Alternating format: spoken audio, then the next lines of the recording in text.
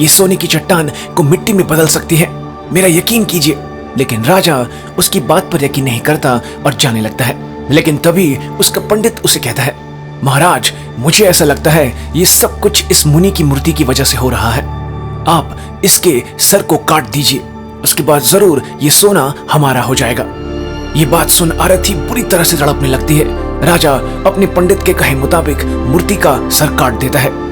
लेकिन तभी आरथी खुद को आजाद कर लेती है और एक भयंकर आवाज में चीखती है।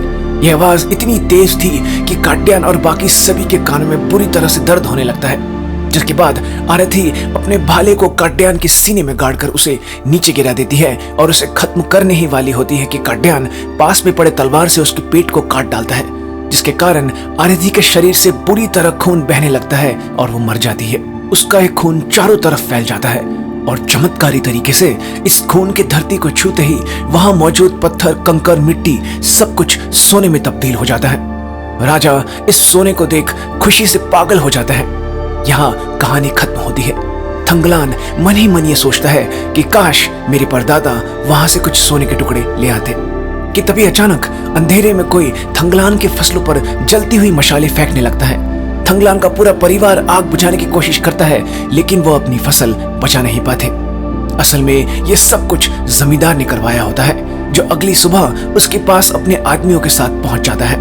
उसे देख थंगलान गुस्से से पागल हो जाता है और जमींदार के आदमियों के साथ बुरी तरह से लड़ाई करने लग जाता है। बड़ी मुश्किल से जमींदार के लोग उसे काबू करते हैं। क्योंकि थंगलान की सारी फसल जल चुकी थी, वो किसी भी तरह से ब्रिटिश सरकार का कर चुकता नहीं कर सकता था। कर जमा करने की जिम्मेदारी जमींदार के पास थी।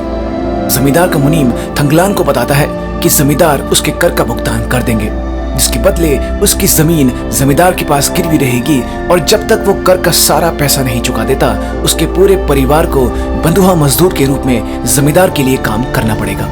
अगले दिन थंगलान और उसका परिवार भी बाकी गांव के लोगों के साथ जमींदार के लिए काम करने लगता है। उसी दिन अचानक एक ब्रिटिश ऑफिसर लॉर्ड क्लेमेंट अपने बेटे विलियम और साथी आर्थर के साथ इनके गांव पहुंचता है। उनके साथ आया भारतीय काइलासैम गांव के लोगों को बताता है कि क्लेमेंट जानते हैं कि तुम लोगों के पूर्वज सोना ढूंढना करते थे।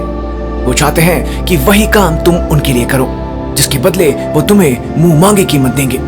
सिवाय थंगलान के जैसे ही गांव वाले ये बात सुनते हैं, सब के सब वहां से चले जाते हैं। क्लेमेंट अंग्रेजी में गांव के लोगों को बहुत समझाते हैं कि वहां कोई भूत प्रेत नहीं है, लेकिन कोई नहीं रोकता।